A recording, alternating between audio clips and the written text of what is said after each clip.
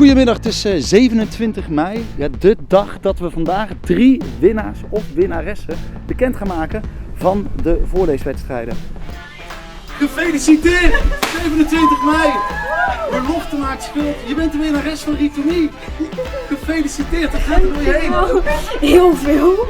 Ja? Ja, ik had het niet verwacht. Hoe dat klinkt als iemand voor me heeft thuis. Hoe klinkt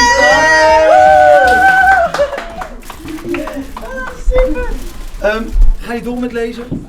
Ja, waarschijnlijk wel. Wat is het boek wat je nu aan het lezen bent? Nu, ik weet niet hoe je het uitspreekt, Boralis of zoiets. Boralis. En dat lees je met net zoveel enthousiasme voor. Ja. Nee. En dat is de juiste persoon. Gefeliciteerd! Confetti, alles op en eraan. Een prijs en een bos bloemen. Jij weet waarom we hier staan. Ja, nou ik denk het wel, ja. Vertel. Ja, ik heb de voorleeswedstrijd gewonnen. Waarom heb je überhaupt meegedaan?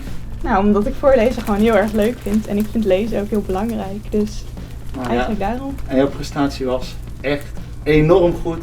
Dus je bent de terechte winnares van 2020 van de Pabo voorleeswedstrijd. Overdonderd volgens mij. Ze was dus thuis. Nou, op naar de derde winnaar. Jacques, Ja? het was een moeilijke beslissing, toch? Ja, er waren 8. De beste 8 voorlezers uit de provincie Brabant deden mee. Ja. En daar moesten we de allerbeste uitzoeken. En dat was best pittig, want ze waren heel goed. Alle 8.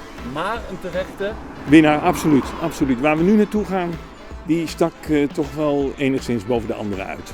8 genomineerden van de 588 inzendingen. We zijn in Sint-Michels-Gestel. Ons bloemen liggen er al. Gefeliciteerd! Hey! De nationale voorleeswedstrijden. Ben je blij? Ja, heel erg. Had je het verwacht? Niet echt. Niet echt? Niet echt. Een beetje, misschien een beetje.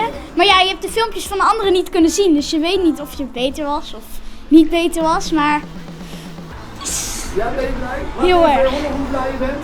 super blij! Gefeliciteerd!